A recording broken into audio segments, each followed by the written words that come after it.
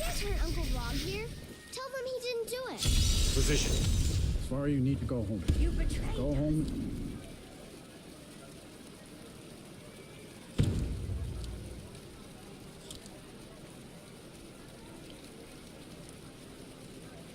Here until your mother comes.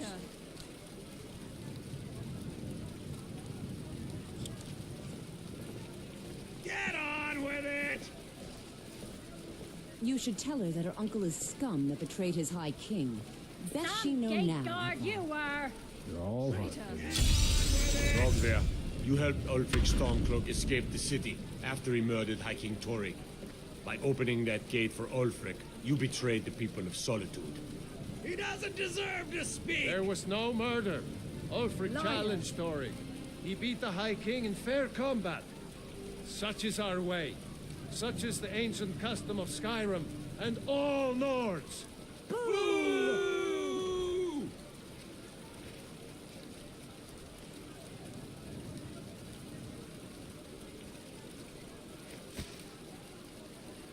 On this day, I go to Sovngarde.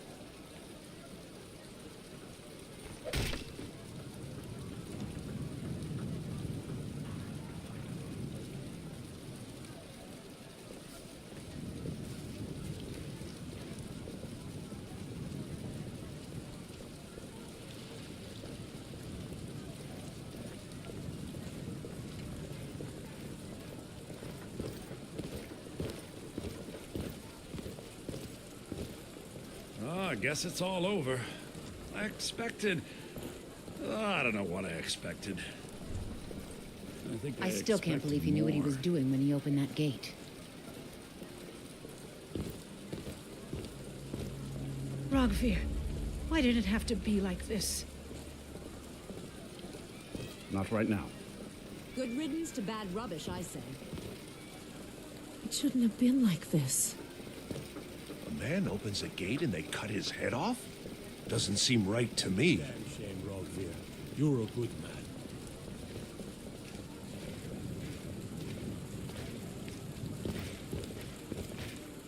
I heard the gourmet is hiding out somewhere in Skyrim. You know, fellow who wrote the cookbook.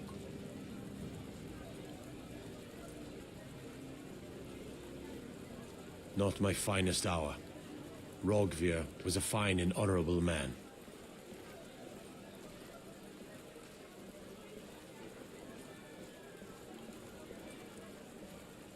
Sometimes you just do what needs to be done. You don't have to hate a man to kill him. Though, admittedly, it helps. That I am. Train the recruits. Turn boys into men. That sort of thing.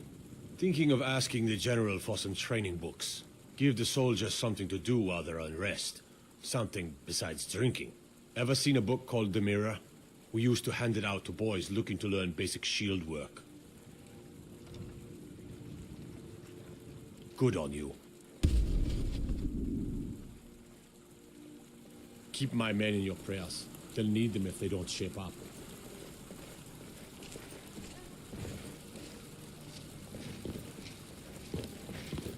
I'm waiting. Stay strong. The eight willing will win this war.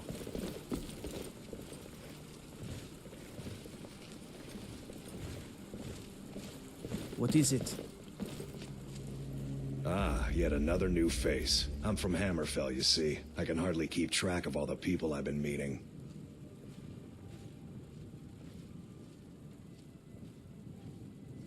Aye, but I'll be here in solitude for longer still. Fiata's skill as a Fletcher drew me to this place. I wanted to learn. And there is still much of Skyrim I wish to see. I hear there is a city, Windhelm, that is nearly white with... what do you call it? Oh yeah, snow. And far to the west lies a ruin, Volskag. Inside there's said to be a wall, black as night, and it speaks in the ancient dragon tongue. There are wonders in this place I never dreamed imaginable.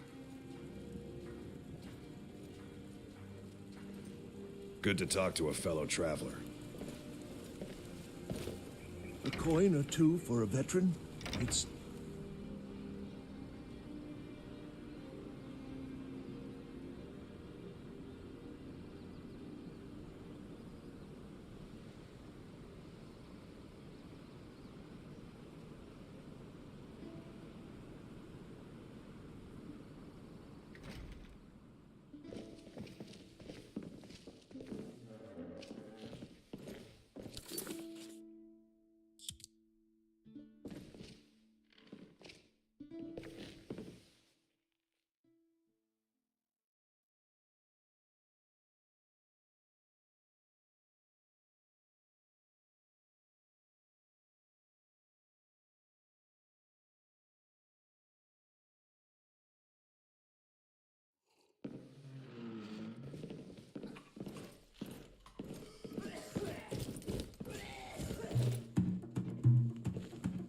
Sovngarde.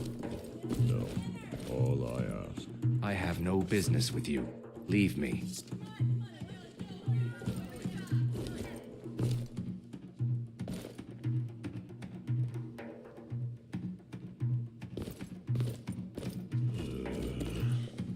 Oh, Mari.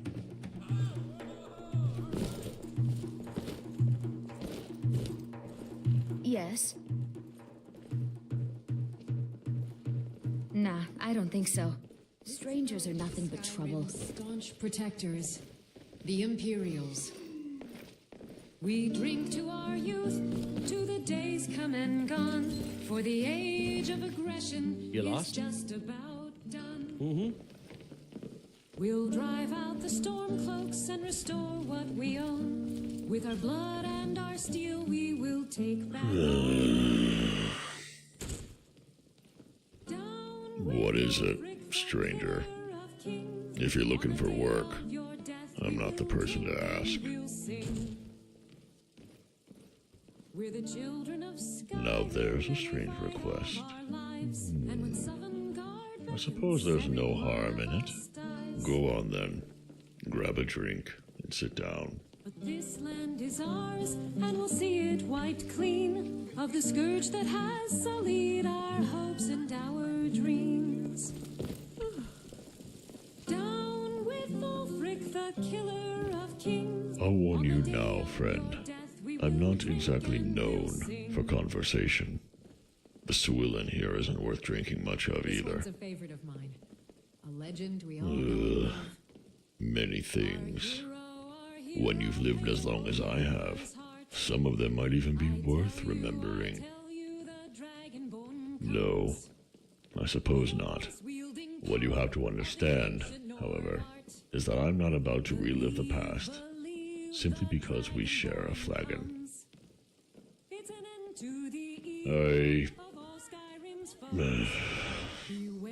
Very well. I'll talk with you. What do you want to know? Nothing. But I suppose that's the problem. My name is Yagir, but back when I was younger, they called me Stormhand. A silly name, but the life of a warrior tends to leave its mark in any number of ways. Yes, but those days seem like they were a lifetime ago. Too old. I have lived far past my time, where countless younger men now feast with shore. I do, but most of them have faded into memory after all these years. For the longest time, I thought I was Talos Reborn, or the Great Dovahkiin. The foolishness of youth, and an unwillingness to let cooler heads prevail when my blade was in hand. All across Skyrim, even down past the Geralt Mountains, I traveled from town to town, cave to cave, seeking thrills and adventure. From days of slaying Draugr and bandits, to nights of feasting and womanizing in the local taverns, I was unstoppable.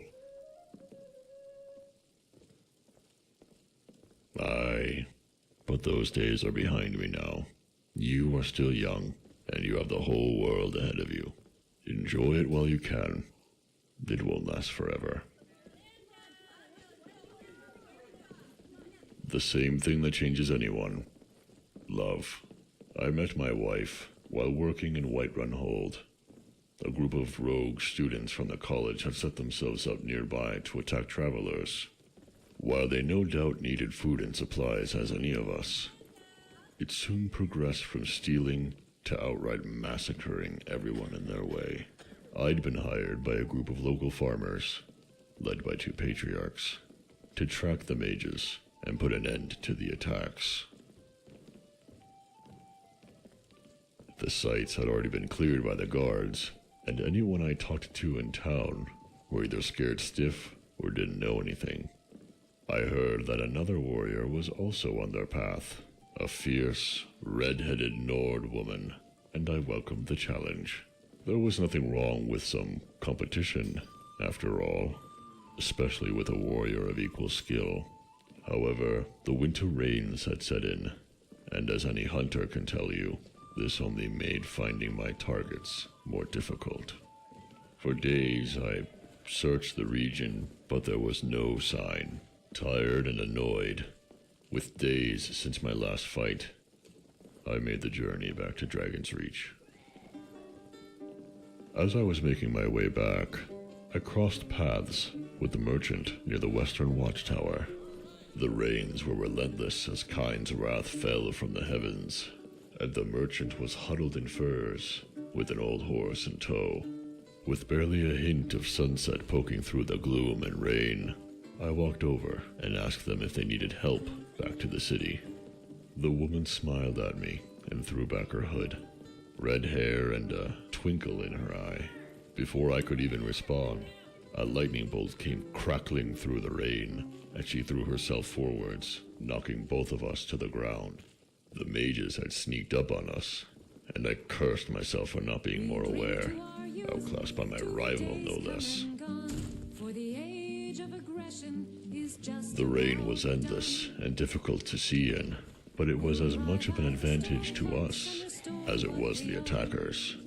I remember pushing myself up from the soil to see one of the mages come running up, a dagger in one hand and a fire spell in the other. As quickly as I could, I unsheathed my weapon, rolled to the side, and brought it up in a swing, putting all my might behind it. The mage crumbled to the ground, and I leapt toward another of them, tearing through their barrier and running my blade through their chest. My friend was being attacked by two mages, but fought them off with a sword and a makeshift shield formed from a section of the cart. I went to help her, only to find another 3 mages moving towards me. Clearly, they thought to overwhelm us with numbers.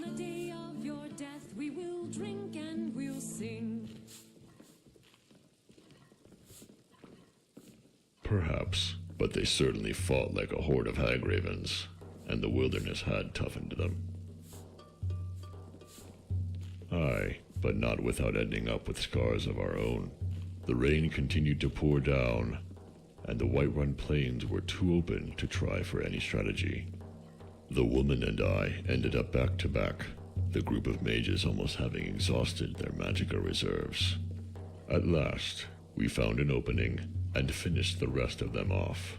By that point, our clothes had been soaked with rain and blood, and we were both tired. We agreed to wait till morning and sought refuge in the watchtower, still abandoned back then. The fire pit was serviceable, and some old furs and hay were enough to form a place to rest. There was only room for one of us, but we found a way to make it work, and it kept the two of us warm until the rain passed.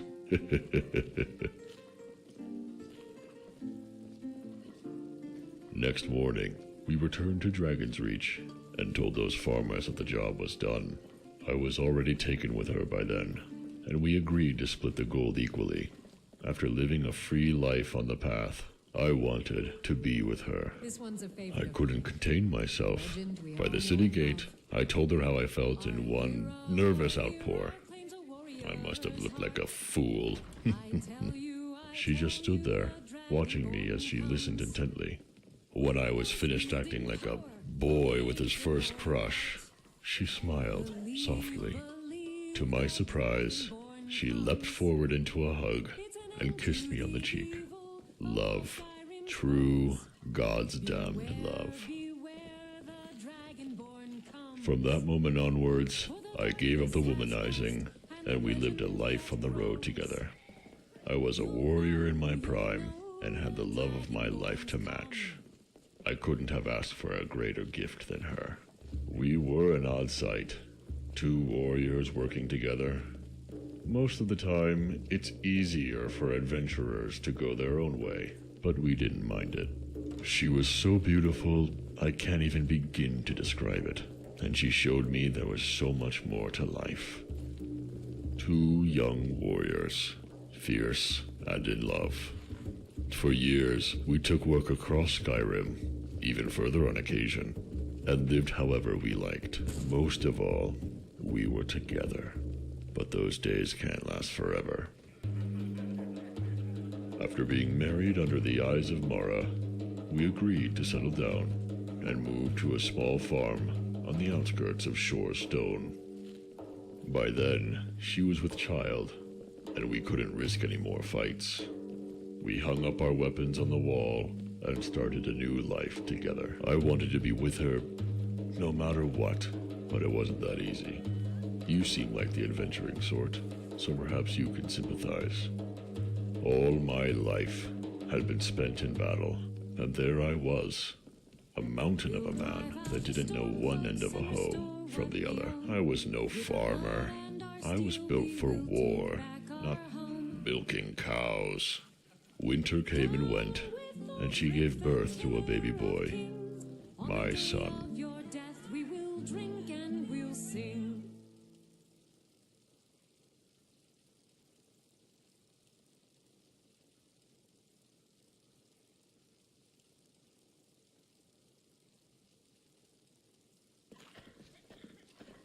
I thought he was pathetic.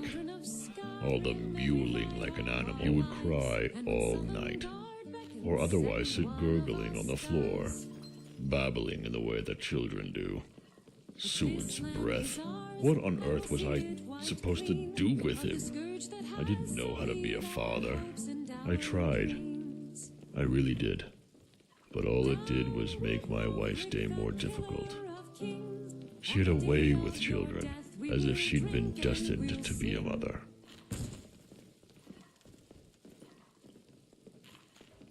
And then, well, then it all comes back to the Great War. After years of living as an adventurer on the road, I decided to enlist with the Legion. Even if I couldn't help our home, I could, at the very least, help protect my wife and son. Battle was in my blood, and it would be good to get back in the field, or so I thought. Great might be in its name, but I witnessed unimaginable cruelty, and no one walked away from it without scars. When I returned, my boy was almost 2 winters old. It was strange, really, when time passes and stands still. My wife had pleaded with me not to go, not to throw away everything we'd built together, but she was relieved to see that I was still alive. Of course, but what I had seen in the war had put all thought of bloodshed from my mind. I was content, at least, to live out my days in peace, even if life on the farm had its hardships. The boy even started to grow on me, and it felt like we were finally a family. Yes. One day, my son must have been 3 or 4 years old by then. I was out with the cows when a group of bandits came riding up. They demanded gold for our protection against any threats before riding off, saying that they'd return in a few days. It was all nonsense, of course, but I had a family to look after, and both my wife's and my own weapons had been gathering dust above the fire. We talked for a long time and decided that we would pay them, at least for the time being. The farm had set us back quite a lot, but we had spent years building up a small fortune on the road. In hindsight, it was likely word of that fortune that brought those bandits to us in the first place. Gold. What good are septums? True to their word, the bandits came back a few days later. I remember that day, because the afternoon light made the leaves look like they were on fire. But they came in greater force than we were expecting. As I handed the gold to their leader, he knocked it out of my hand and spat in my face. They wanted all of it, or they would kill us. I would have torn him limb from limb right there, but I had a family to look after. I turned and walked slowly towards the house, my wife glaring from the doorway. She was dig on himself whenever she got that look in her eyes and her arms were crossed, but all she did was glare at the bandits. I never got the chance. As I moved inside, carefully watching the bandits from the window, one of them had crept up to the side of the house and set it on fire. When the smell of burnt wood hit us, I reached for our weapons above the fireplace and threw my wife's sword in her direction. They were hoping to burn us and the fortune out in one go. The bastards. A volley of arrows tore into the side of the house, and we threw ourselves down on the ground before crawling out, using the smoke as cover. It had already begun to fill the house, that smell that clings to your throat. But we could still save our home. We just had to move quickly. My wife leapt towards the ones waiting by the horses, while I ran around to the side, near the trees where the others lay in wait. The thrill of battle might be exhilarating, but fighting for your home and loved ones is another thing entirely. It's all-consuming and ruthless. The bandits were slain, one by one, and the two of us fought in battle, one last time. I managed to save the house, but it was badly damaged, and we were both injured in the fighting. We were safe and alive, and then it hit us. Before the bandits had arrived, my son had been laying down to sleep for his afternoon nap, hoping that whatever happened, he'd be safe. But in that very same wing of the house, where the fire had started, I kicked in the door and found him exactly where he was, lying on the cot I'd carved for him a few weeks earlier, and he wasn't breathing. I could barely contain myself as I took his body in my arms and walked out slowly to where my wife was waiting. I didn't have to say anything. As soon as she saw him, she collapsed to the ground and wept her heart out. It broke me. As much as we loved each other, that was the end of everything. I left my blade behind me, and I have been out here ever since. Pray that you never have to go through such a thing, traveler, for not even the gods can bear it. You don't have to say anything.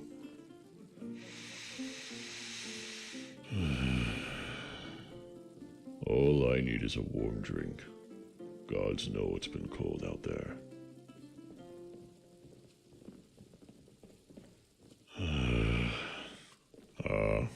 No, that ship has long since sailed. Last I heard, she was in the palace at Windhelm, her shield maiden days well behind her. We aren't enemies by any means, but even love can't survive the death of a child. It was for the best that we went our separate ways. I still love her, gods, with all my heart, but what we had was in the past. Now, all the two of us have are the memories together. It was nothing. I suppose it helps after all this time, and it's never good to drink alone. Stay safe out there, young one, and thank you.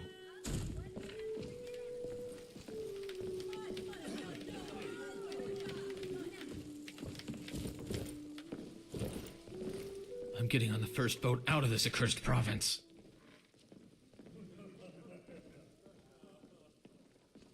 It was a cabin somewhere on the north bank of the White, near Riverwood.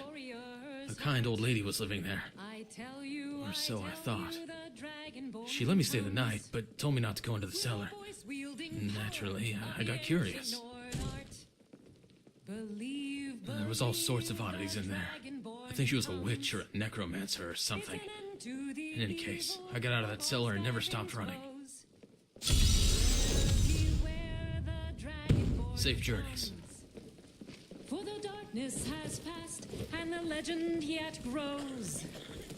You'll know the Dragonborn's come. Feel free to make requests. Only in that I'm a graduate.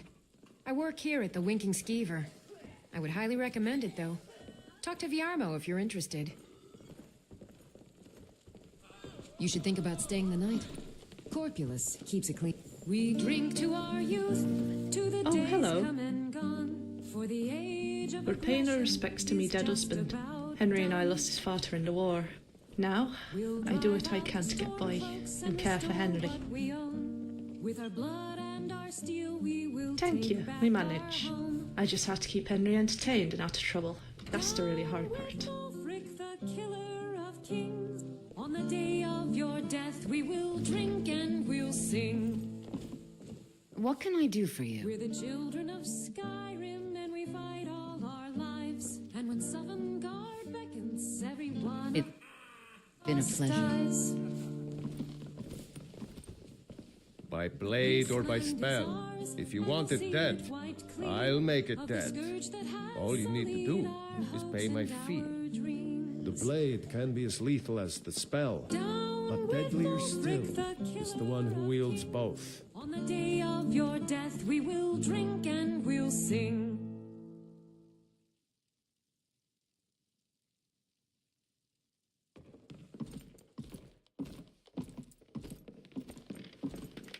This one's a favorite of mine. A legend we all know and love. Hello there. We haven't met, have we? I'm Fironet, although my friends call me Firo, or Netta for short. Although I guess I'm getting ahead of myself. We just met, so we're hardly friends. Not to mean that we won't be friends someday, or even today. I'm sorry, I'm really bad at this. Can we start over? To the evil of all Skyrim's foes. Beware, beware. Well met as well. I mean, well met and greetings. What I'm trying to say is, greetings and well met. Oh, sweet taffy treats, I did it again, didn't I? Well, I was kind of hoping I could. I know, you're probably thinking I've gone mad the way I fumbled through our meeting. And, truth is, I'm perfectly happy just being Netta the milkmaid. Well, my friends have all said that I have a great singing voice. I suppose they should, because that's what friends do. But after hearing it a number of times from different people, you start to think there might be something to it. So here I am.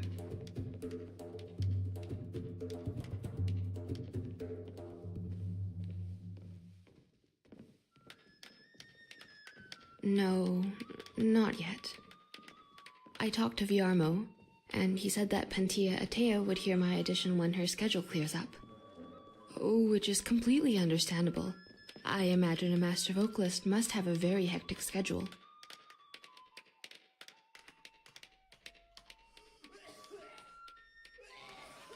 I bet you're right. I don't know about demanding it, but at the very least, I should put more pressure on Pantia to see me. I guess I'm just worried that if I annoy her enough, she'll deny my admittance before I even finish my warm-up. I know. I have a tendency to overthink things, too. Right now, my biggest fear is having my throat go hoarse the day Pantia calls my name. And I still haven't recovered from the bout of rust chancre. One of the bards from the college suggested chewing on Nirnroot, but I wasn't sure if he was serious.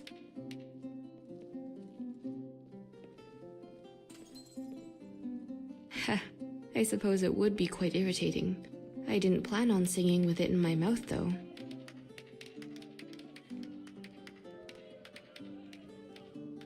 Just the lute. Can you imagine me on the drum? I can't. Well, the lute I have was my grandmother's. It turns out she was once a bard who studied at the college here in the city.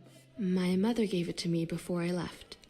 She said she would have done it sooner, but she never realized I wanted to be a bard. I told her that made two of us. Yeah, I still feel rather clumsy with it. Sometimes I feel like it's lost all patience with my fingers. It's a cranky old thing and is quick to get out of tune. But when it's right, it can sing as beautifully as any other.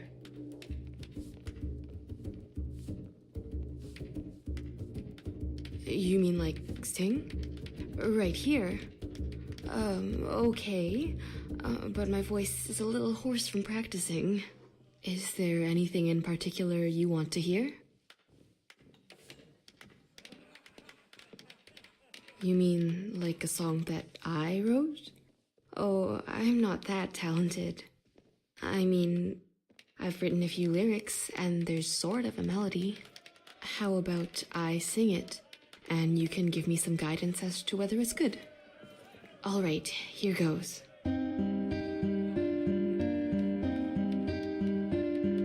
Snow falls on all the land, all the land, all the land.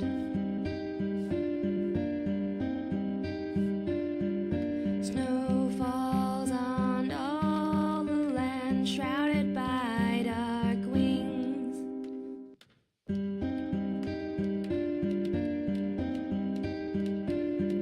A child prayed unto the gods, save the land, save the land. And the gods said unto the child, to Skyrim come spring.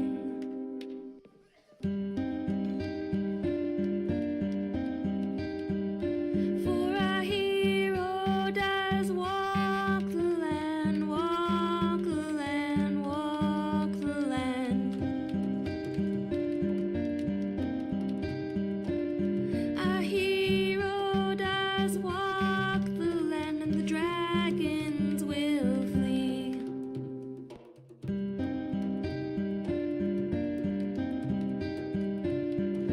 Flowers bloom on the land, children walk hand in hand.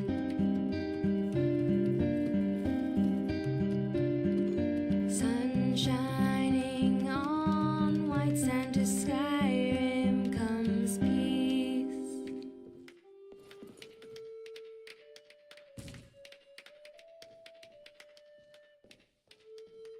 Thanks. It does seem to feel more natural than some of the other songs the bards sing. Probably because I wrote it for myself.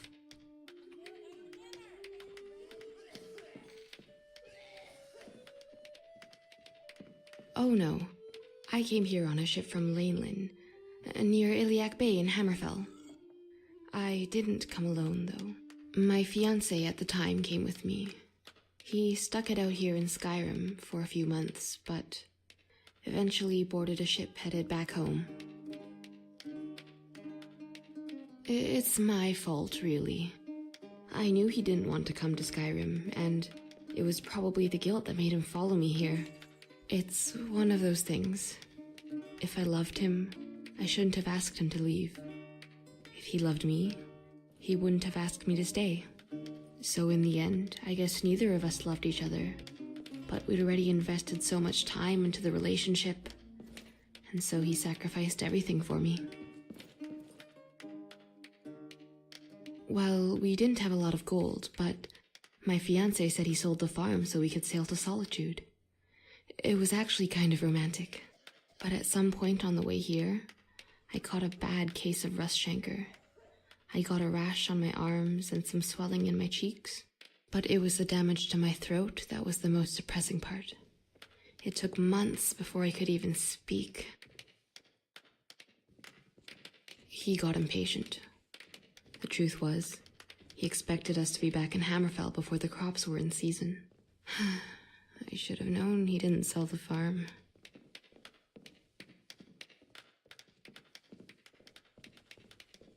The Bard's College was only an excuse. What I really wanted to do was travel and see the world. I wanted to be somewhere grand, a place where the castles touch the sky.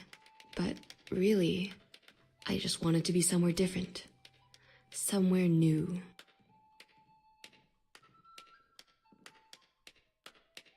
Safe journeys.